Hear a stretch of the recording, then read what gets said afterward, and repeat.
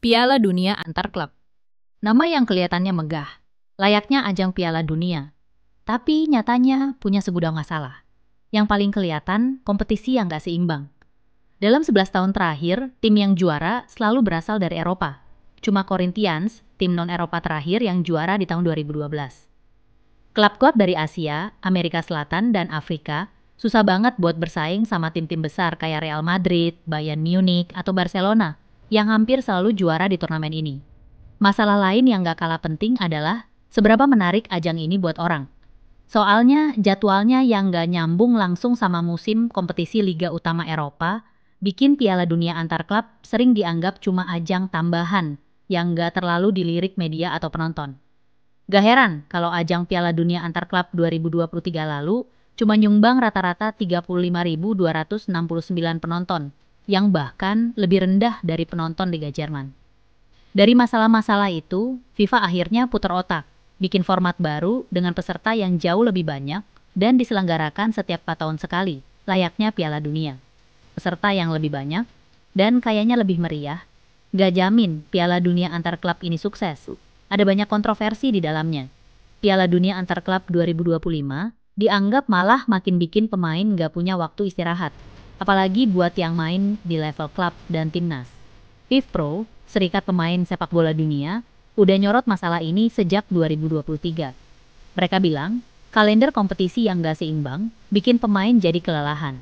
Di tengah musim kompetisi yang udah nyita waktu hampir sepanjang tahun, libur musim panas jadi satu-satunya kesempatan buat pemain buat istirahat. Tapi sayangnya, turnamen ini malah ngapus waktu istirahat itu. Kevin De Bruyne sendiri bilang kalau Piala Dunia Antar Klub 2025 ini bukti kalau uang lebih kedengeran daripada suara pemain. Banyak orang bilang kalau penyelenggaraan turnamen ini lebih dipengaruhi oleh kepentingan finansial daripada alasan olahraga. Henry Bushnell, jurnalis dari Yahoo Sports asal Amerika Serikat, bahkan menyebutnya sebagai cara FIFA untuk memonetisasi klub-klub dan pemain-pemain terbesar dunia.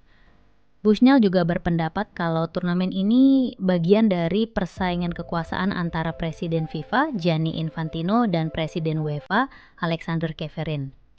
Kritik ini juga didukung oleh para pemain dan pelaku sepak bola yang merasa langkah FIFA terlalu terburu-buru dan kurang dipersiapkan. Kesulitan FIFA dalam menjual hak siar untuk turnamen ini jadi bukti bahwa minat publik nggak sesuai harapan.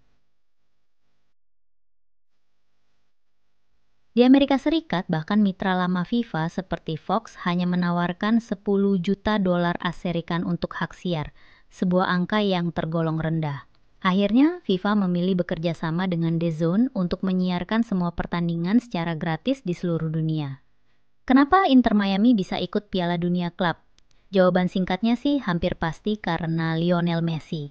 FIFA udah buka slot negara tuan rumah yang nggak jelas gimana cara ngisinya selama lebih dari setahun. Lalu Gianni Infantino tiba-tiba muncul di pertandingan MLS di Miami dan ngumumin kalau Inter Miami yang dibela Messi lolos ke Piala Dunia Klub lewat slot tambahan itu, karena mereka juara liga musim reguler. Padahal juara MLS sebenarnya ditentuin lewat playoff. Infantino bilang sebagai salah satu klub terbaik di dunia, kalian layak banget jadi peserta di FIFA Club World Cup 2025. FIFA kemudian bilang kalau Inter Miami dapat tempat itu karena performa luar biasa dan konsisten mereka sepanjang 34 pertandingan.